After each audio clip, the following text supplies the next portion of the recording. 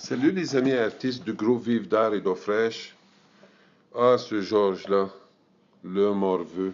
Il s'absente pour une minute, puis là, tout le monde, à un moment donné, a panique.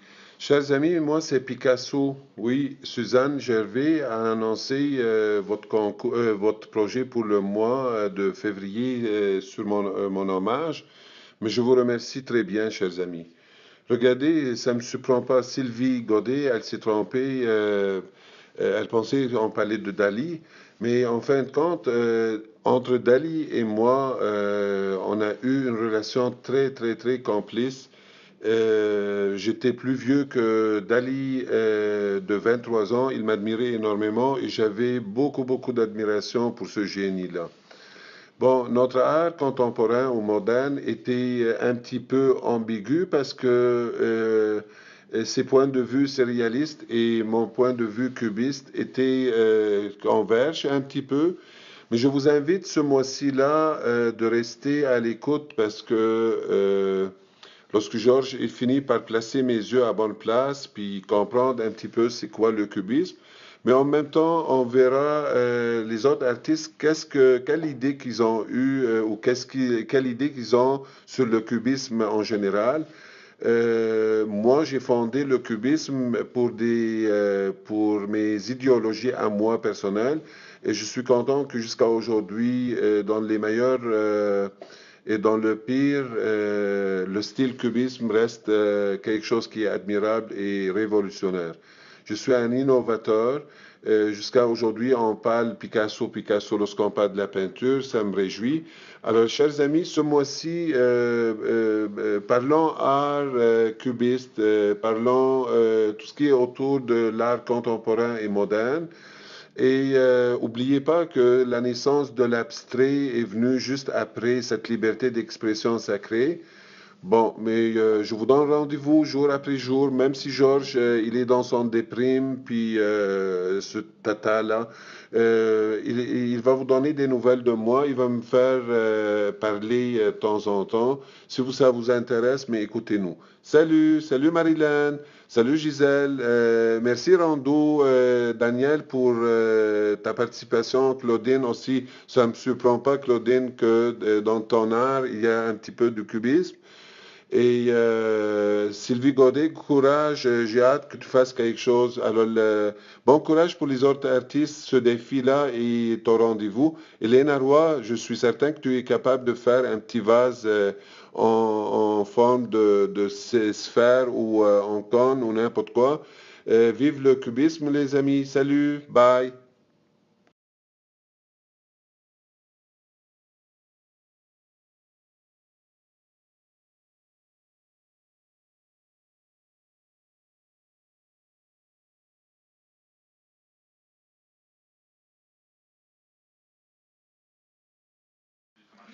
Bonsoir, les amis artistes du groupe Vive d'Art et d'Eau Fraîche. C'est Pikachu. Non, excusez, c'est Georges qui niaise, là. C'est Picasso. Mais pour ce mois-ci, vous rendez hommage à moi, Picasso. Peut-être je vous partage quelques réflexions. Le fait que Georges est en train de me dessiner, puis vous voyez que euh, lorsqu'on parle du mouvement cubiste que j'avais fondé longtemps, longtemps, longtemps avant, et si ça vous intéresse un peu plus cet art-là, regardez, après moi, il y a eu l'abstrait.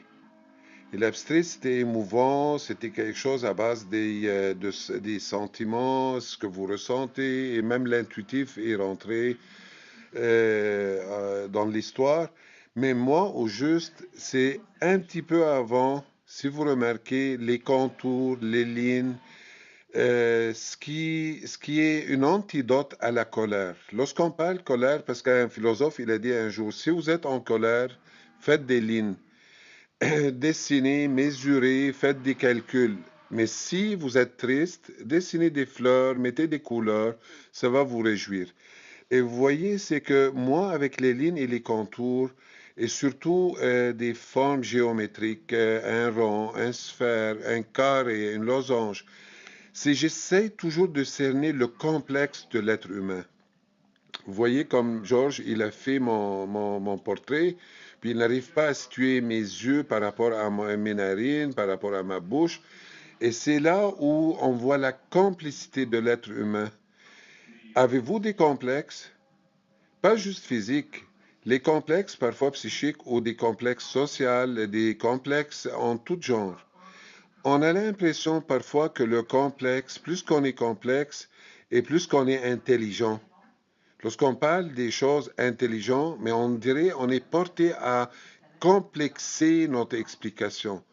Et parfois, on pense les choses les plus simples, ça veut dire c'est idiot. Mais non, simple, c'est on est libre. La liberté d'expression lorsqu'on agit avec simplicité. Bon, mais les amis, cette réflexion-là, c'est la deuxième fois que Georges me fait parler et j'espère que ça pourrait vous éclairer pour le projet du mois. Puis j'ai hâte de voir encore vos interprétations du cubisme, et votre compréhension du cubisme. Et si vous voulez encore en commentaire en parler, parce que votre silence, et ça veut dire c'est une indifférence à mon art. Moi, Picasso, oubliez pas. Salut les amis, je vous souhaite une bonne nuit.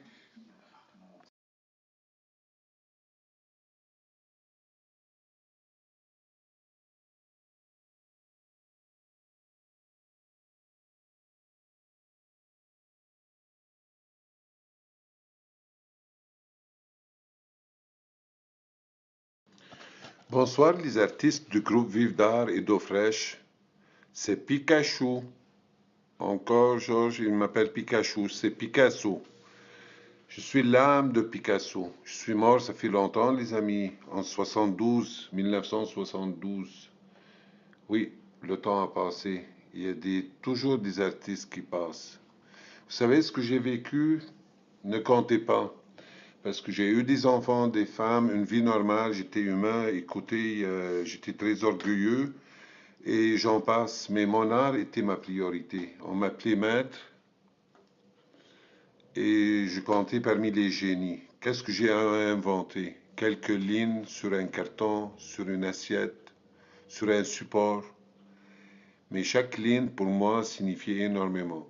Souvent, je passais des nuits à faire image sur image, image sur image, sur image sur image, pour qu'à un moment donné, ça donne une seule image dans l'ensemble. Le cubisme est un mouvement artistique et je suis fier vraiment de l'avoir créé ou fondé. On était influencé beaucoup par Paul Cézanne. Paul Cézanne cherchait toujours un nouvel espace de peindre qui n'est pas basé sur la réalité. Et en toute simplicité, je faisais la même chose, mais en forme, en norme. Et hier, j'avais parlé des complexes. Ça, c'est une façade de mes traitements. Mais en fin de compte, je suis Picasso, je resterai Picasso. Les enfants, lorsqu'ils disent un jour je dessine, ah, mais on dirait que t'es pas Picasso. Mon nom que j'avais créé, c'était quelque chose de génie.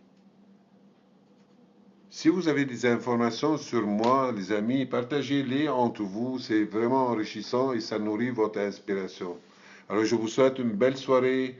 Merci à Suzanne et Marilyn Gravel euh, de votre présence, de tenir à ce groupe-là. Salut! Juste un mémo, Sébastien Bordua et Thierry Néglin, là, vous faites des belles œuvres et c'est vraiment comme genre cubiste. Vous pouvez les mettre dans nos fichiers pour participer dans notre projet, ça nous fait plaisir, sinon mais on le fera pour vous. Puis Lise Bédard, mais moi je prends votre conseil, je prendrai un bon verre de vin pour enlever mes complexes. Salut, bonne soirée.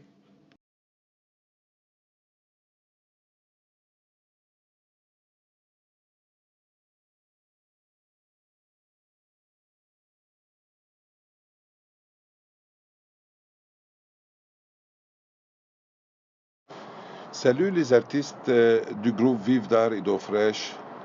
C'est Pikachu. Non, c'est Picasso. Bon, les amis, vous tannez de m'entendre parler. Georges, il me force à vous parler. Moi, je ne suis plus de ce monde-là depuis longtemps. Je suis à l'au-delà. Et à l'au-delà, il n'y a pas de limites, il n'y a pas de ligne, il n'y a pas de contour, il y a juste des esprits et des couleurs, des pensées, des réflexions. Il n'y a pas de limite. Chers amis, le cubisme, n'oubliez pas, comme c'est votre projet du mois, certain que vos interprétations viennent me chercher et je suis fier parce que l'essence du cubisme, lorsque je l'avais créé, c'était pour dévoiler à quelque part les limites de ce monde-là. J'ai pas vécu, moi, la période de l'abstrait après moi, mais cette libération chez eux a fait qu'ils ne voulaient plus de lignes, ni des contours, ni, ni d'obstacles, ni d'entraves. Alors que notre vie réelle, en fin de compte, elle est faite de limites. Vous travaillez 8 heures, vous avez du plaisir pendant 8 heures, supposez si vous respectez ça, et 8 heures de sommeil, c'est des limites. Et le portrait que Georges a fait, cette version-là, il essayait de... Il n'a pas mis beaucoup de lignes, mais il est parti par des lignes. Les limites de mes yeux, là où ça termine, les sourcils commencent, et ensuite le front, les cheveux.